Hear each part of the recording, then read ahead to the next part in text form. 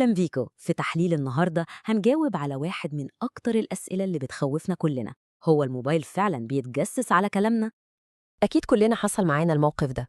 الإحساس الغريب ده إن الواحد يكون بيتكلم في موضوع معين وفجأة يلاقي إعلانات عنه في كل حتة على الموبايل.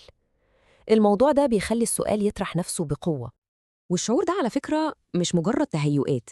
يعني حسب استطلاع رأي اتعمل في 2019، 43% من الناس اللي معاهم موبايلات ذكية عندهم يقين إن موبايلاتهم بتسجل كلامهم. يعني إحنا بنتكلم في شك منتشر عند أكتر من نص المستخدمين تقريباً.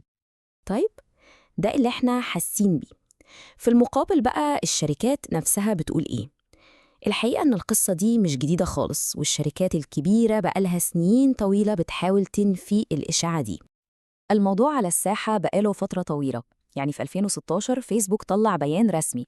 بعدها بسنتين في 2018 مارك زوكربيرج نفسه اتسأل السؤال ده وش في وش في الكونجرس، وكانت إجابته قاطعة لأ. ومؤخرا جدا في 2023 رئيس انستجرام آدم موسيري عمل فيديو مخصوص عشان يكسر الإشاعة دي. وده كان كلام آدم موسيري بالحرف الواحد، تصريح واضح ومباشر بيقسم فيه إنهم مش بيستخدموا الميكروفون أبداً عشان يتجسسوا على المحادثات. وشرح كمان إن ده لو حصل هتبقى كارثة خصوصية، ده غير إنه تقنياً صعب جداً وهيشفط بطارية الموبايل في ثواني. بس طبعاً رد فعل الناس كان في حتة تانية خالص.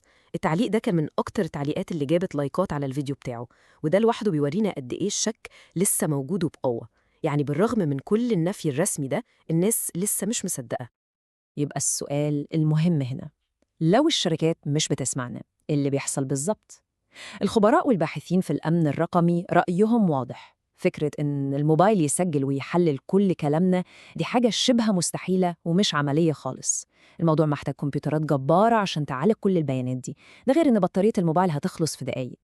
إذن لو مش بيسمعونا، إزاي بيقدروا يعرفوا اهتماماتنا بالدقة اللي بتخوف دي؟ هنا بقى بيبدأ الجزء اللي بجد مثير للاهتمام، والحقيقة ممكن تكون أغرب بكتير من اللي بنتخيله. الحكاية يا جماعة مش تنصت، الحكاية تتبع. الخرافة بتقول إن الميكروفون مفتوح طول الوقت وبيسمعنا، لكن الحقيقة أعقد من كده بكتير. الحقيقة هي إن كل دوسة وكل حركة بنعملها على الإنترنت بتسيب ورانا بصمة رقمية، وبصمتنا دي كلها بتتجمع عشان ترسم صورة كاملة عن كل واحد فينا. طب إيه هي البصمة دي؟ دي مش مجرد قايمة، دي تقريباً قصة حياتنا الرقمية.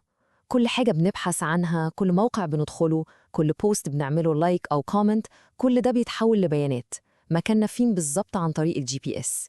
إيه أكتر تطبيقات بنستخدمها؟ والغريب بقى إن اهتمامات صحابنا كمان بتأثر على الإعلانات اللي بتظهر لنا، عشان الخوارزميات بتفترض أن الصحاب ليهم نفس الاهتمامات. والأخطر من كل ده إن في دراسات لقت آلاف التطبيقات بتاخد سكرين شوت من شاشة الموبايل من غير علمنا وتبعتها لشركات تانية تحللها. وواحدة من أقوى أدوات التتبع دي هي حاجة اسمها فيسبوك بيكسل. ممكن نتخيلها كأنها مخبر رقمي صغير جدا ومش متشاف. الشركات بتحط المخبر ده في المواقع بتاعتها، وهو بيمشي ورا أي حد يزور الموقع ويسجل كل حاجة بيعملها، الصفحات اللي شافها والمنتجات اللي حطها في عربية التسوق حتى لو ما اشتراهاش. وبعدين يرجع بالتقرير المفصل ده لفيسبوك عشان فيسبوك يكمل الصورة ويوجه الإعلان المناسب في الوقت المناسب. طيب، بعد ما فهمنا إيه اللي بيحصل، هل في حاجة في إيدينا نعملها؟ أكيد. والخبر الكويس إن في خطوات عملية جدا وبسيطة ممكن تساعدنا نستعيد جزء من خصوصيتنا ونتحكم أكتر في بصمتنا الرقمية. دي أهم خطوة وبتاخد دقيقة واحدة بس: مراجعة الإذونات. بهدوء كده ندخل على إعدادات الموبايل، وبعدين ندور على قسم الخصوصية أو التطبيقات. نختار مثلاً الميكروفون، هتظهر لنا قائمة بكل التطبيقات اللي واخدة إذن تستخدمه. وهنا لازم نسأل نفسنا سؤال مهم: يعني لعبة بنلعبها محتاجة الميكروفون في إيه؟ أو تطبيق تعديل صور إيه علاقته بالمايك؟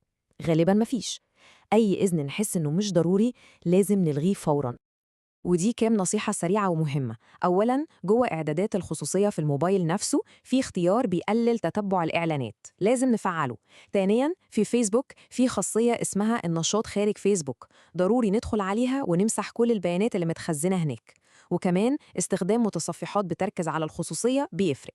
وطبعاً حاجات بسيطة زي إننا نقفل البلوتوث لما نكون مش بنستخدمه، ونخلي بالنا من شبكات الواي فاي المفتوحة في الأماكن العامة. في النهاية القصة أعمق بكتير من مجرد الموبايل بيسمعنا ولا لأ. القضية الحقيقية هي المقايضة اللي بنعملها كل يوم، يمكن من غير ما ناخد بالنا. إحنا بنقدم كمية مهولة من بياناتنا الشخصية مقابل خدمات بنستخدمها وبنفتكرها ببلاش. والسؤال اللي لازم كل واحد فينا يفكر فيه كويس هو: هل الراحة والخدمات دي تستاهل فعلا الثمن اللي بندفعه من خصوصيتنا؟